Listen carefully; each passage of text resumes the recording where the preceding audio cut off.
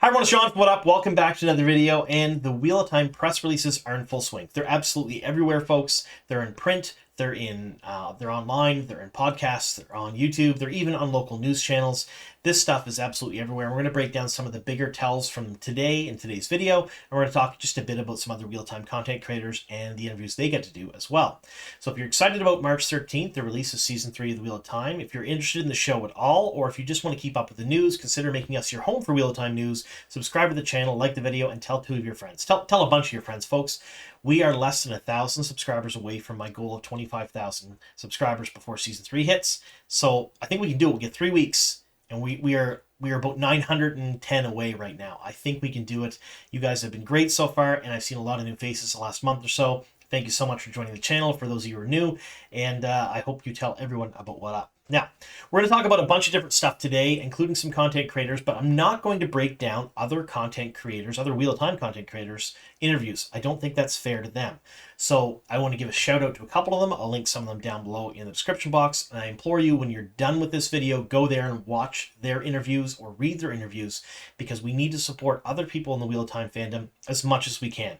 This is who we are. We are one big happy family as far as content creators go, and a lot of these people are my friends, and I want to have eyes on their content as well as my own.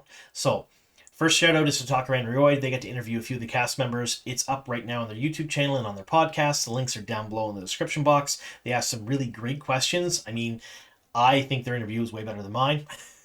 So if you want to check them out, please do so. Also, watchseries.com, I'll put the link to their article down below. There's a video as well that's linked that has to do with their article. They got to interview a few people from the Wheel of Time as well during the press junket. And they're also good friends of mine, so please go support their content, read their interview, take from it what you will. I won't discuss their interviews here on the channel because I want you to go look at their stuff. Finally, we're going to talk about the Dusty Wheel. Now, the Dusty Wheel has not released their interview yet. It's coming out this week on a live show. He got to sit down with Rafe and Natasha. So we get to sit down with Lanfear, his absolute favorite character. So the innkeeper himself sat down with Lanfear. So I've left the link to the Dusty Wheel's page down below. Subscribe to his channel, and you want to watch that one live when it happens, because it's going to be wild when he shows that, and the chat's just going to blow up. He does a live call and talk show. Please go over and support Matt Hatch. He's the one who hosted a live event in London last weekend. He is the pinnacle and probably the pillar of the Wheel of Time community as far as I'm concerned, and he is the best of us. So please support him as well. All right, now that we've talked about some content creators, and that's not all of them. There are tons more. Dragonmount did an interview. There are a bunch of other content creators that did interviews as well. You can see them all. They're all listed in a handy dandy spot on Reddit, also on Blue Sky, and in Threads, and on X in different threads that are on there. So if you want, you can find all these things. There's a ton of Wheel of Time content creators out there that I didn't give big shout outs to, but they all have fantastic content as well, and you want to support them as well as watching my videos, folks. Of course you do. All right, so let's get into some of these articles, but first we're going to give our handy dandy spoiler warning up to book 5. So if you haven't read the series from books 1 to 5, that's The Eye of the World Through the Fires of Heaven by Robert Jordan. That's the Wheel of Time series. Be forewarned, these interviews are probably going to ruin plot points and character arcs. Not major stuff, but some things that especially book fans are really interested about in these books. It's going to come up during these interview questions. So you've been warned, folks. So let's get into the actual interviews themselves. And the first one we're going to talk about here comes from news.com in Australia. We're going to talk just a bit about what they had to say about the Wheel of Time. All right, so we're going to talk just a bit about this first article here. They interviewed Daniel Henney, and Daniel Henney sat down with them and talked just a bit about the show. They mentioned that it's a multi-million-dollar show. It's very ambitious, but he talked about the heat. They shot for 2 weeks in the Northern Cape of South Africa and the border of Namibia, and we were warned about how hot it was going to be. I still cannot describe to you how hot it was to this day. Under our costumes, we had ice vests. We had people dropping left and right from heat stroke. It was 45 degrees Celsius. For those of you who watch from the United States, that's really hot, folks. That's very, very, very hot. And we were shooting in the desert, and you'll see when you watch the show. I mean, there's no line. We were out there. That's pretty hot. Really cool that they were actually shooting on location in the desert. We knew they were shooting in South Africa. We knew they were shooting in some of the sand dunes and things that are tourist locations there. I covered it here on the channel before. But it's something that we don't think about very much. When people think about actors' jobs, they think it's all glamorous. They're there, they make a ton of money, they are famous, everyone wants to know them, they get into places for free. That is maybe true for like 0.1% of the actor population. In reality, most of the working actors in the world deal with locations and conditions like this on a daily basis, and they don't get paid well. They don't. A lot of people on the show, their pay is not near as much as it should be, and they are dealing with conditions that would make a grown person weep, so to speak. Like, you imagine working in 45-degree heat for multiple days on end, having to ignore it, having to memorize lines, having to put on your best face, and you can't even let that slip just for a second, or you have to redo everything all over again. I couldn't imagine. I'm not saying that their job is more difficult than any other job in the world, but it's something that we don't think of very often when we think of actors and actresses. We just think their job is super easy. This highlights the fact that it is not all sunshine and lollipops, folks. Sometimes it's pretty shitty.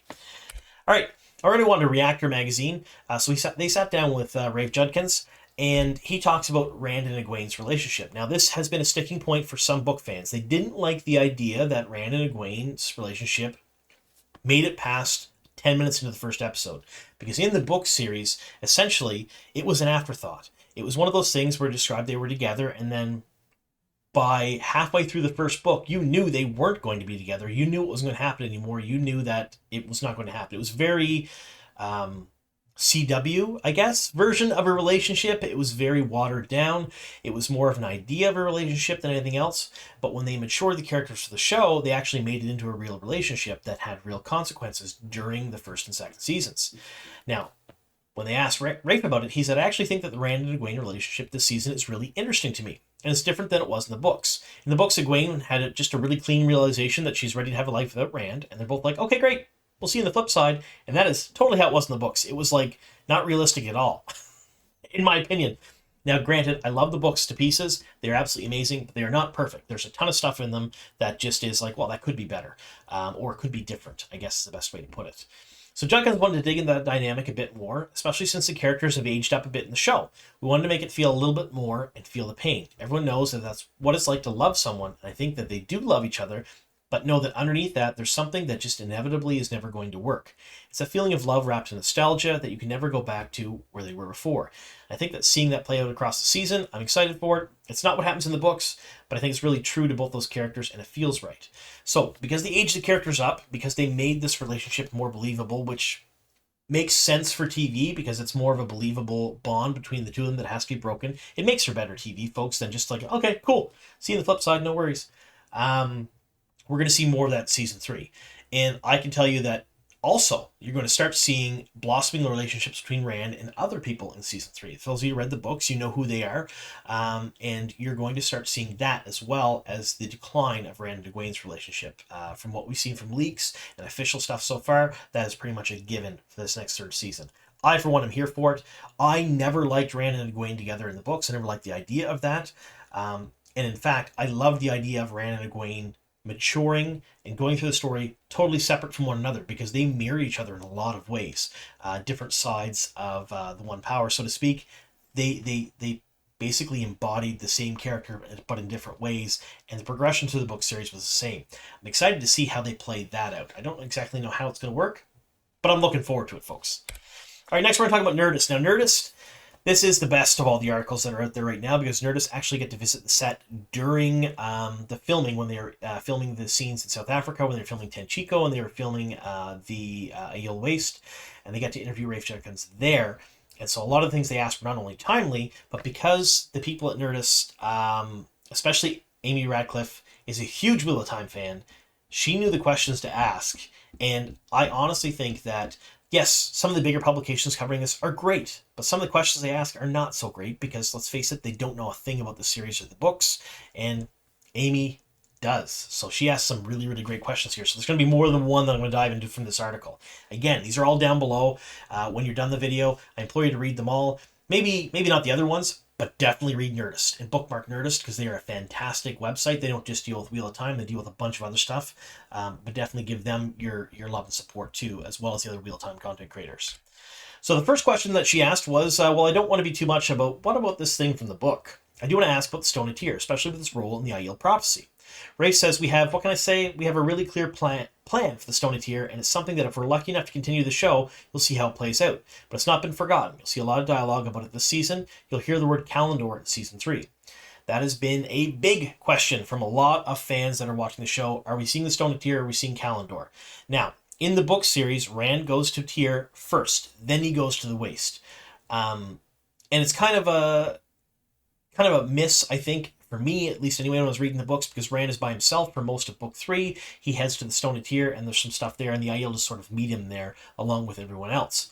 Now, having him go to the Waste first, which we know he's doing in Season 3, I think presents a bit better idea, at least for TV, because you're going to get to see a full army march to the Stone of Tear later on, if they do that. Now, Rafe has basically confirmed we're not seeing Tear in Season 3, we're not seeing Kalimdor in Season 3, but it's mentioned, and their plan is to go there for Season 4 if they get a Season 4.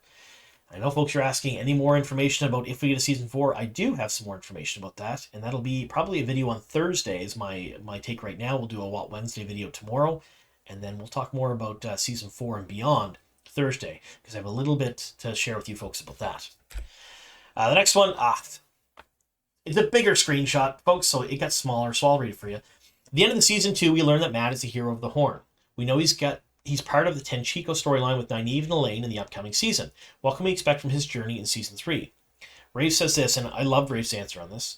We are very focused on this being a great season for Mat and giving him a lot of stuff to do, especially with Donald Finn coming in and playing the role and him blowing the horn at the end of Season 2. It was one of the biggest, people will die, but it's one of the only big things we're changing from the book 4 to this season, especially in comparison with changes we've made previously. It is the only thing moving out of the Aiel Waste storyline. So we're going to talk about that in a second. A big piece of that was Rand's major relationships in the Aiel Waste that he's dealing with are Moiraine and Egwene. Then we'll also want to do the story of Lan teaching Rand how to use his sword, and it's so suddenly if Mat is there too, then Mat is 4th on the call sheet and becomes a much smaller, less important character. It was really important to have Mat somewhere else, that he's at the forefront of the storyline.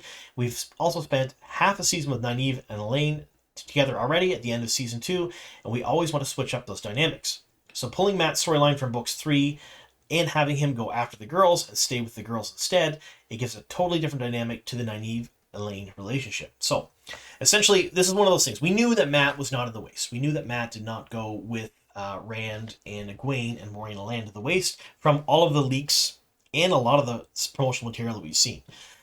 Rafe Judkins just confirmed it here. He's confirmed that Matt's storyline has been pulled from the Waste and is in Tenchiko instead, and that he is hanging out with, and I can verify this from leaks, we know for sure that Nynaeve is there, Elaine is there, and Min is there. They're in this photo here, folks. But also, Tom Marilyn is going to be in the Tenchiko storyline with them, and Mat is one of the main focuses of that storyline. So it's sort of squashing the Ebu Dar / Tenchiko storylines together, giving Mat a more central role. While it's not the same as the books, I think it would do Mat another disservice this season, like Rafe had said, to put him behind Rand. So if he's at the forefront here, if he has his own storyline for this season, Rand has his own storyline, and Perrin has his own storyline, you have a much better chance at each of those characters developing on their own and becoming more like the book characters that we know and love. That's my opinion anyway. And for all of you people out there that were really concerned about that redstone door frame that's going to happen in the Aiel Waste, what I can say is we've already seen it in the 11 minutes preview, and it's in the tower. So I'm wondering if he doesn't get to go into the one in either Tear or in the tower, or in the Aiel Waste in Rhuidean, but maybe goes to the one in the tower. I'm not entirely sure on that. I haven't seen any indication that he does or not, but it's one of those things that it could happen, and I'd be very happy to see him go through in the tower. That'd be super, super cool. All right, so this next one, the Aiel Waste, Tenchiko, the White Tower. What locations were you most excited to revisit or explore for the first time this season? Junket says, one of the fun things about reading fantasy books is getting to explore new worlds, especially the Wheel of Time books. It's our job every season to bring the audience to at least one new world. But hopefully, too, in this season we get to go to the Aiel Waste and to Tenchiko. And they couldn't be more different. The Aiel Waste is basically a Scandi film in the desert. Everything is very quiet and dry and thoughtful. Conversations are the same, and the characters' lives there are the same. Tenchiko is the opposite. It's vibrant, unhinged, dangerous, and funny. We have characters who get to experience that as well. So Mat would be a much better fit for this storyline. Having Mat and Elaine and Min and Nynaeve and Tenchiko, you're in a totally different kind of show when you're in Tenchiko than you are in the Aiel Waste. That is one thing that the Wheel of Time can do and not a lot of the other shows can do. Can I say that? We have a musical episode. Those are two of my favorite words in the history of humankind. Junket says, okay, it's not a musical episode, but we will see a large number of our characters sing on screen in one episode this season. And you can do that in Tenchiko while you're simultaneously having Rand learn about what it means to be Aiel, Moiraine learn about what it means to know the future that's headed her way, and to be able to balance those things against each other. That was one big piece of the world building we wanted to do this season. So I'm going to throw a little tidbit here. So something that I haven't revealed here on the channel yet is I know one of the characters is actually going to sing next season, and that's Elaine. Elaine actually does have a musical number next season during the Tenchiko storyline. So I guess that's my one new piece of information in this video. It's kind of buried in the middle, and I'm not going to lead with it, folks, but feel free to share it about. But Elaine will be singing next season, and it's something. I will tell you that. It's something that she does get to sing next season. I think it was really cool. All right, so next we're going to talk about the character sheet at comicbook.com. So they had something come up here, and they interviewed Rosamund Pike. And Rosamund Pike said his friends from the Two Rivers, which she feels are an obstruction to who she knows and who he must become. So, we see her quite ruthlessly try to separate Rand from his close friends in episode 1 because she wants him to do exactly what she wants. But actually Rand retaliates and says, look, I'm doing my own thinking and I don't want to do what you say. And Moiraine tries to at first belittle his ideas, and says, you haven't thought this through, which is where she's quite blindsided when it turns out he has thought it through, and his determination is to go to the waste, which is something she never in a million years saw coming. I think she realizes through the course of the season that she must relinquish control in order to gain influence. That's the theme of the books. Moiraine, at some point during the book series, realizes how do you control the female half of the true source, sae'dar, and that is to surrender to it. And that's what she does to Rand. She surrenders to Rand during the book series, and basically lets him do what he wants and just guides him a little bit. And it works out way better for her than her using the stick and saying, do this, do that, because he just digs his heels in like a stubborn Two Rivers person and says, no, not doing that. So it's nice to see that Rosamund actually gave a call out to this without specifically mentioning the books, but she does mention the themes from the books. We know she's read them. She's doing the audiobooks, so I like this. I think this was really cool. Now we have radiotimes.com. So they sat down with Rosamund Pike, and they talked about one major change, and this goes back to what Rafe had said with Nerdist, and it's about the Stone of Tyr. We haven't neglected the Stone of Tyr, we've just rearranged the order. There'll be a debate about it, but instead of Rand, as you would expect, his next point on his journey would be to go and get Kalendor from the Stone of Tyr, which is what happened in the books. We're going to the Aiel Waste first, because he needs to discover who he is. Obviously in the novels, there's loads of opportunity for the internal battles of Rand coming to terms with being the Dragon Reborn, but we need to make that active. So, more confirmation that we're not getting Tyr in Season 3. More confirmation that we're not getting Kalendor in Season 3, although they're mentioned by name, and that they are planning to go there for Season 4 and beyond, which makes me super pumped, folks. I can't wait. All right, now we're back to the beginning. So let's get rid of this here, just so it's out of the way. Yeah, so there are a ton of these articles out there. There are a ton of videos out there. There are a ton of stuff about the third season, and I'll probably do a number of these videos over the next couple weeks till Season 3 drops. I don't want to put too much into one because we're already sitting, well, over 20 minutes at this point, and I don't really want to spend hour-long videos going through articles, but I will cherry pick and I will talk about some of the things that are really interesting. Now, one of the things I will say is we did learn something from the Dragonmount article that's super, super interesting. You're going to want to go read that. It's another new tidbit about what's happening in Season 3. We also learned some new stuff from the Watt series article and the Takaran Ryota article.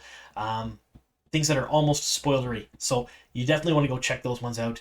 And while I haven't seen the Dusty Wheels interviews yet, because they haven't been live yet, I imagine we're going to see something from there. So remember, support the other Wheel of Time content creators, support the community, make sure that you're also watching the show a bunch. We're going to do a video Thursday on that and the future of the show, what Rafe Junkins has said at the London event, what I've been saying here on the channel, and whether or not we're going to see Season 4 and beyond, and what that's going to look like if we do see it, because I do have a little bit more information on that. So watch that video Thursday.